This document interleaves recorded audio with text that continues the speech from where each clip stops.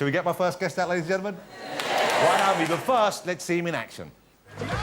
Hey, Adams. This is the Colonel. Hi. How do you do, Eddie? Eddie is interested in film. Oh. You know, I can't give you much advice that Jack probably doesn't know, but I can advise that maybe you think about your name. My name, yeah? Like, think about some name that makes you happy, or something a little pizzazz, you know? Sure. You see, Eddie, the Colonel here, he puts up all the money for our films. It's an important part of the process. Oh, great. Yeah, I'm looking forward to seeing you in action. Jack says you got a great big cock. Well, I don't know. I guess so. May I see it? Really? Please.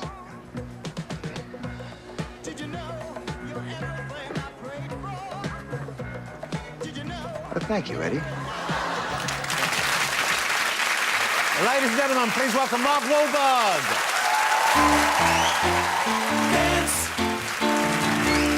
boogie wonderland. Dance, boogie wonderland. Mark Wahlberg. I like the script. Yeah, the fellas.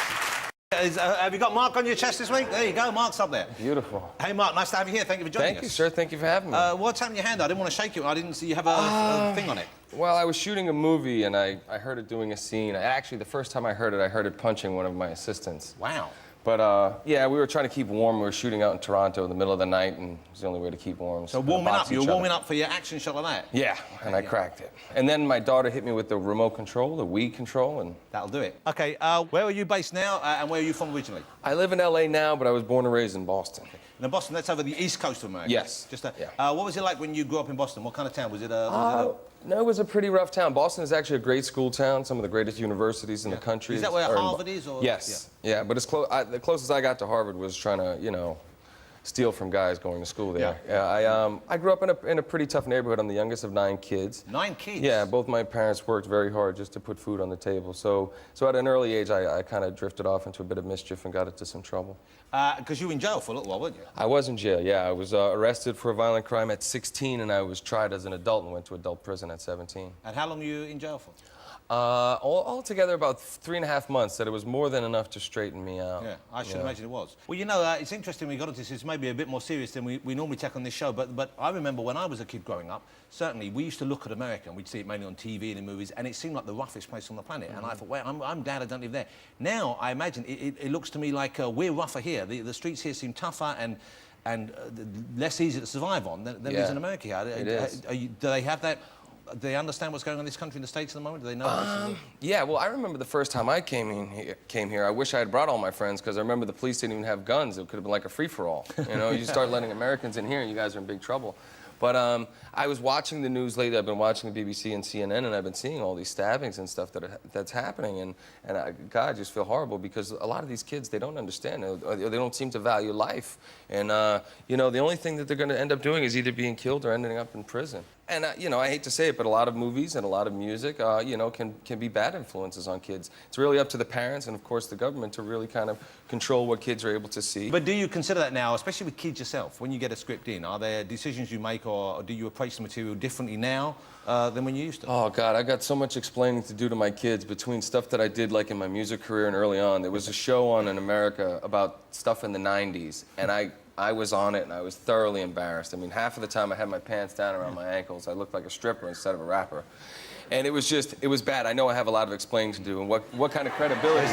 There's a picture of you as a... Yes, exactly. What kind of credibility am I going to have if, you know, all of the dumb things that I did have pretty much been documented. I don't have any evidence of my parents doing anything dumb. And, of course, that's how we first got to hear you, and you first gained some degree of fame and being well known. You were Marky Mark with the... Was it the Funky Bunch? The Funky Bunch, yes. OK, now there is Marky Mark with the Funky Bunch. Where are the Funky Bunch now? Do we know? They're actually... the Funky Bunch is making a comeback right now, along with the New Kids on the Block. They're all coming back. Of course, and your brother was in the New Kids, wasn't he? Yes. OK, but the Funky Bunch, will they be coming back with Marky Mark, or presumably Marky Mark won't want to be with Marky Mark is retired, unfortunately. OK, we have a clip of Mark back when he was Marky Mark, and, you know, he said that he was often... Yeah, well, you know, we might as well get this out of the way now, so your kids are ready for this. And you're about 19, Can they bring me out a glass of red wine? They could bring you out a glass of red wine. They asked me for a drink. I didn't think I would need it. OK, here we go. This is Marky Mark with the Funky Bunch. Donnie D's on the backup, truck free. So put the crack up, no need for speed or man time. D-R-U-G-G-I-E, my body is healthy. My rhymes make me wealthy. And the funky bunch helps me to bring you a show with no intoxication. So come on, feel the vibration. Come on, y'all. Get them hands in the air. We're doing this East Coast style. Yeah, come on, come on, come on.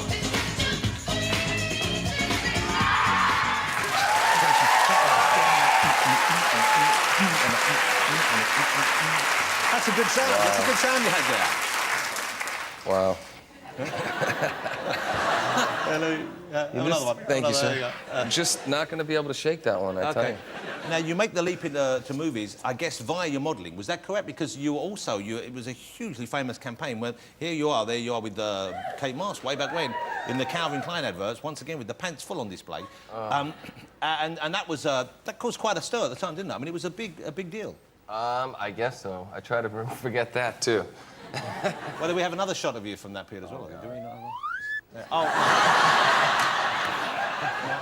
That's an invasion of my privacy. That's a paparazzi shot. Here we are. This is now really that's. No, will you please stop doing that? It could happen. It's not too late for me to get in shape, but then. But is it true that it was those adverts that led to the movie career? Is that right? Yes, and I don't think, you know, too many serious directors and producers would see that and say, well, I think that guy could be a serious actor. Yeah. Maybe we'll use him to, you know, walk by with his pants down or something. But Was that always a game plan? Was that something either when you were a kid or when you turned yourself around and started doing the music? Did you think, OK, acting is where I'd want to be?